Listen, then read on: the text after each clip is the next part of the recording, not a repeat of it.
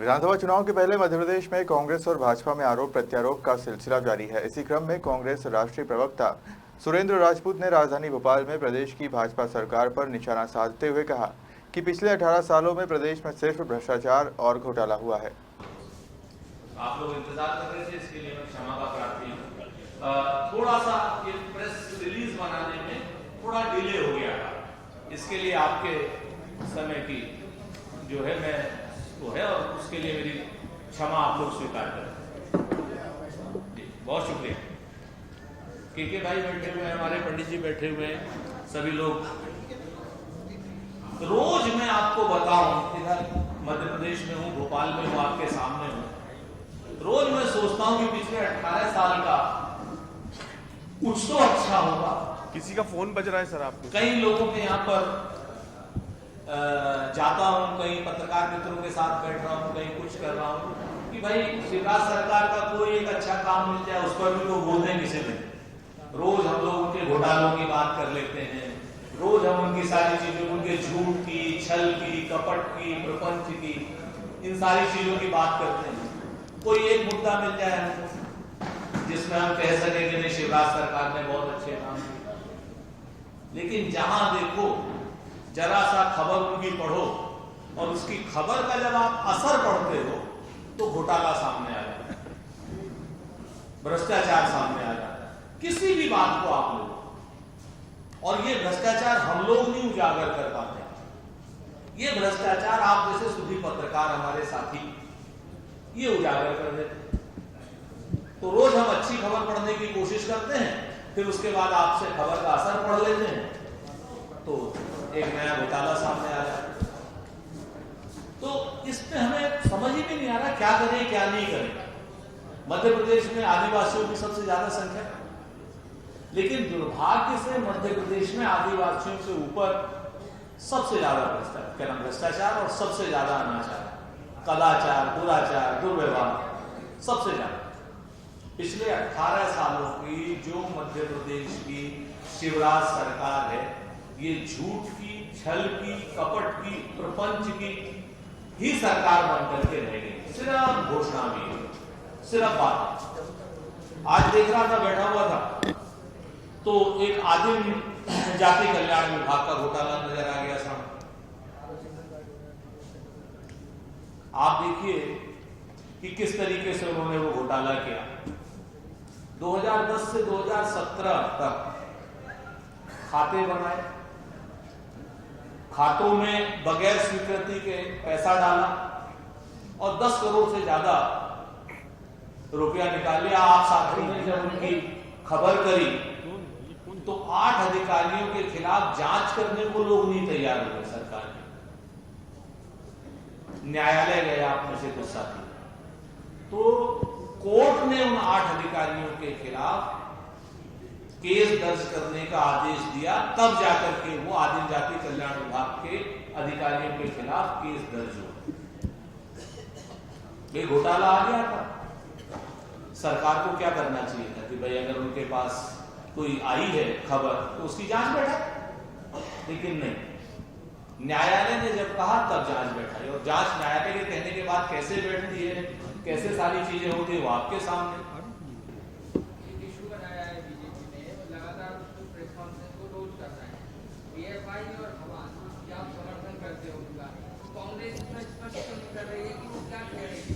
कांग्रेस का स्पष्ट स्टेटमेंट साथी आपके सामने है और कल इत्तेफाक से भारत सरकार का भी आपके सामने। बहुत महत्वपूर्ण विषय आपने उठा लिया। और जी कांग्रेस का मूल चेहरा सामने हो गया है। जितने भी आतंकवादी संगठन है उनको कांग्रेस सदैव समर्थन करती है और उनसे फंड लेती है। इसमें क्या कहना है? मैं आपसे बहुत स्पष्ट रूप से उस नरोत्तम मिश्रा को जवाब देना चाहता हूं, और नरोत्तम मिश्रा और शिवराज चौहान की और बीडी शर्मा की हैसियत हो, हिम्मत हो और हौसला हो तो जवाब दे कि CWC का जो रेजोल्यूशन हमारा था फिलिस्तीन के ऊपर, सेम हूबहू वही रेजोल्यूशन भारत सरकार का है जिस रेजोल्यूशन की वजह से कांग्रेस पार्टी को आतंकवादियों का और हमास का साथ देने वाली पार्टी ये लोग कह रहे थे, सेम रेजोल्यूशन भारत की सरकार ने, नरेंद्र मोदी की सरकार ने दिया है कल। आपको अगर उसकी कॉपी चाहिए तो मैं दे दूंगा, वरना ANI पर है। तो क्या अब शिवराज, BD मिश्रा और नरोत्तम मिश्रा, नाम लेके कह रहा हूं, इनकी है हिम्मत नरेंद्र मोदी को आतंकवादियों का समर्थन कहने की, समर्थन करने वाला व्यक्ति कहने की? क्या भारतीय जनता पार्टी की सरकार आतंकवादियों की समर्थक है? क्या भारतीय जनता पार्टी की सरकार हमास की समर्थक है? फिलिस्तीन का समर्थन कांग्रेस ने किया था, फिलिस्तीन का ही समर्थन भारत की सरकार कर रही है। हमें फिलिस्तीन का समर्थन करने के लिए आतंकवादी कहा गया, तो अब क्या भाजपा को, नरेंद्र मोदी को नरोत्तम मिश्रा आतंकवादी कहेगा? ये नरोत्तम मिश्रा से आप लोगों के माध्यम से मेरा प्रश्न है, यही प्रश्न मेरा BD मिश्रा से है कि आज की डेट में, क्या BD मिश्रा ना, BD Sharma, sorry BD Sharma, मैं मिश्रा जी से डर जाता हूं तो हर चीज मुझे मिश्रा जी दिखाई देती है। तो एक प्रश्न सर, आपकी बात का जवाब दे दीजिए। जिन मुख्यमंत्री जी का आपने कहा है, तो गृह मंत्री जी का आपने कहा है PFI को लेकर, हाँ, मैं एक बड़ा खुलासा करना चाह रहा हूं आपके सामने। कर्नाटका में ग्राम पंचायत के चुनाव चल रहे हैं और वहां भारतीय जनता पार्टी ने SDPI को समर्थन दिया है। SDPI वो विंग है, पॉलिटिकल विंग है, जो PFI की एक ब्रांच है। मैं फिर पंडित जी आप लिख लीजिएगा, पंडित का जवाब पंडित से दिलवाऊंगा मैं। कर्नाटका में बीजेपी ने PFI की पॉलिटिकल विंग SDPI को समर्थन दिया है। अब नरोत्तम मिश्रा जी, मुख्यमंत्री माननीय शिवराज सिंह चौहान जी और अमित शाह जी, ये तीनों बता दें कि उनका वास्तविक चरित्र क्या है।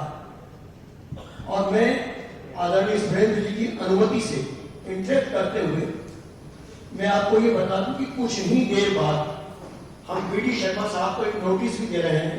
नोटिस तैयार हो चुका है, संभव हुआ तो हम FIR भी करवाएंगे और उन्हें साबित करना पड़ेगा, जो उन्हें बोलने की बीमारी है उसमें उन्हें साबित करना होगा कि कांग्रेस ने क्या किया था, क्या कहा था, और आप उसे किस पॉलिटिकल रंग के रूप में परिवर्तित कर रहे हैं। अब आप पूछ लीजिएगा उनसे कि जो समर्थन उन्होंने कर्नाटका को दिया है वो संगठन कौन है।